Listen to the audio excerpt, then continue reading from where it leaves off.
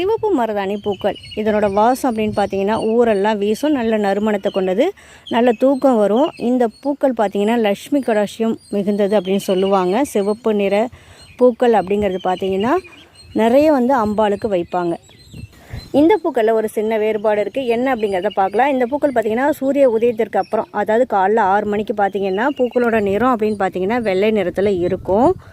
படிப்படியாக சூரியனோட வெப்பநிலை ஏறும்போது பார்த்திங்கன்னா இதோட நிறம் கொஞ்சமாக மாறும்.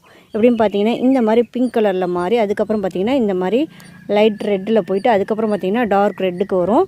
இந்த மாற்றங்கள் அப்படிங்கிறது பார்த்திங்கன்னா ஒரு 9 மணிக்குள்ளே எல்லாமே முடிஞ்சிடும். இந்த விஷயம் உங்களுக்கு தெரியுமா அப்படிங்கிறத நீங்கள் எனக்கு கமெண்டில் சொல்லுங்கள். எனக்கு இந்த விஷயம் தெரியாது.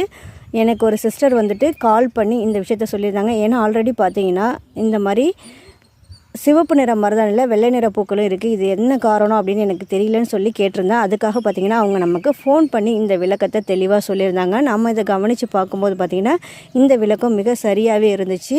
உங்களுக்கும் இந்த விஷயம் தெரியல அப்படின்னா இதுக்கப்புறமா தெரிஞ்சுக்கோங்க. நீங்களும் இதை கவனித்து பாருங்கள்.